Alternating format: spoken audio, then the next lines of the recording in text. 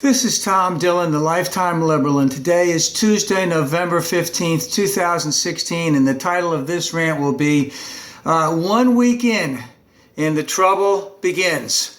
So, obviously, even though I'm a big Dem, we'd like to have a successful presidency, and things are actually starting to show some good things, but some bad things too. But we need to talk about how this can affect the United States as a whole and internationally. So let's just take a look at a couple things. Number one, Mike Pence, that great governor of Indiana, who hyped on Hillary's emails the entire campaign, now wants to protect his emails from anyone seeing his emails while as governor.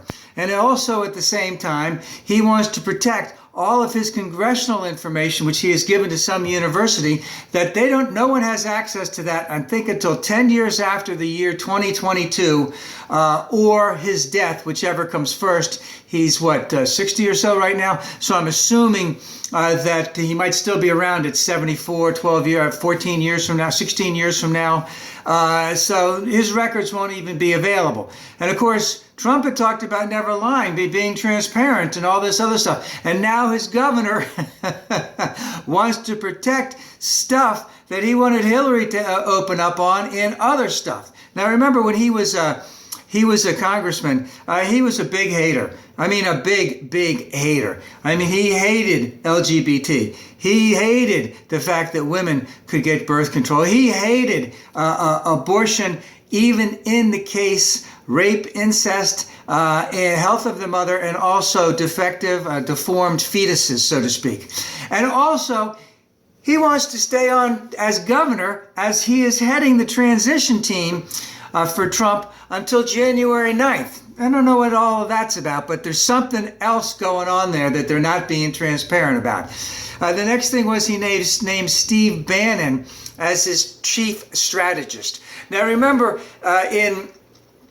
when we had the Declaration of Independence, we had, not anarchists, the revolutionaries, write that. But later on, when we went to write the Constitution, we got some other people that went in there that were a little bit less revolutionary and more on how do we make this new founding country and democracy work and work well. But we have Steve Bannon here, who basically has indicated he wants to shake up the entire establishment. Now, I understand that from a perspective that that's what you want to do. How do you work with them while you're changing them, because you still need some of their work at the same time? He wants to throw all that shit right out the door. And remember, he is a truly alt-right, white nationalist, Jew hater, etc. And don't look for any help in terms of strategy, in terms of making the country whole, when it comes to civil rights, LGBT rights, in terms of gay marriage. And even he has shown a disdain for the people of the Jewish faith. And I thought that was gone from 40, 50, 60 years ago or more. And right now he's been being given a pass, by the mainstream media loyalists who are, the mainstream media who are calling him basically a loyalist. And don't look for any help from Reince Priebus on this, because in essence, they're in agreement with just about everything. It's just that Bannon is even further to the right. Not marginally, but extremely further to the right.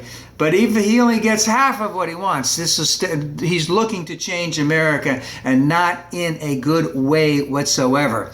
And there has already been pushback by Republicans and Democrats. Another troubling sign that the State Department and the Defense Department have not even gotten a call from the Trump transition team. Because like I said, usually these things are right in place. They get going right away. There are just rooms and rooms and buildings that are, and I know a guy that worked in there, they're all part of the transition. They bring in hundreds of people to work on this type of stuff. They bring in computer experts to do all of that stuff to make it all happen and work very quickly. And they haven't even bothered to call the State Department or the Defense Department. And we also have Paul Ryan, who will be the Speaker of the House. There was really no doubt about that anyway. But let's look at the trouble that he's going to have in dealing with Trump and dealing with his own faction of the Republican Party. Number one, Trump has indicated on several occasions that he'd like to do infrastructure spending. He'd like to increase the minimum wage, and he has said that seniors should be taken care of. Ryan doesn't want any of that stuff. He doesn't want any infrastructure spending. And the Koch brothers have already indicated that they're on Ryan's side and that they're going to go hog wild about that. He has also indicated that he wants to get rid of Medicare as we know it, which is going to hurt people like me a couple years out of being eligible for Medicare, block grants, health saving accounts, all, which is a big lie, because they'll all continue to reduce the cost, reduce the benefits of Medicare while increasing the costs and increasing the profit of the major owners of health organizations, etc.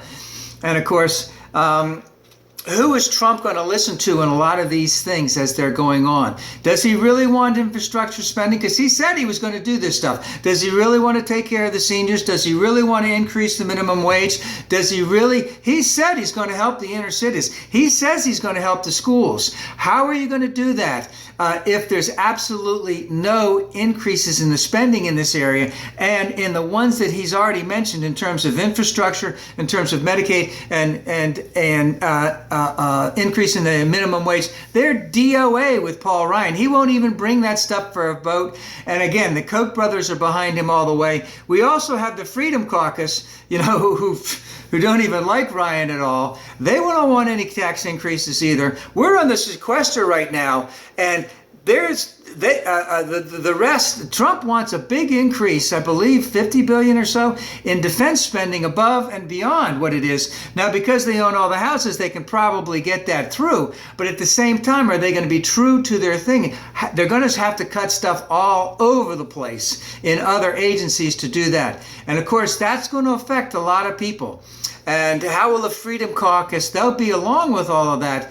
But then again, if there's any hint of any type of tax increase, they're out of there. Now, Trump has already said that we're going to have massive tax decreases. And we already know that that's going to affect the debt. And of course, the only way you can do that, at least in the Paul Ryan, Ayn Rand manifesto, is you get rid of all the other agencies or cut as much out of them as humanly possible. A couple other quick things. The Trump kids now, Trump wants them to have national security clearances. Oh joy, where is that going to take us?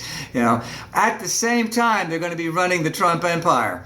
And the best thing I can say to anyone out there, if you ever have an opportunity to do anything with anything that's related to the Trumps, whether it's the Trump Hotel, whether it's Macy's, whether it's Ivanka, can't remember, her little clothing company, don't buy any of that stuff. Don't go into any of that stuff. Because, number one, let's get back to the clearance.